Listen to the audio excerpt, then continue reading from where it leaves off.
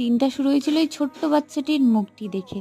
তো সেদিন ছিল পিকনিক, আর পিকনিকের দিন দিদি, জিজু সবাই মিলে ছাদে রান্না করছে। তাই ব্যাপারটা কিছুটা অন্যরকম ছিল। না না তাকাও একটু।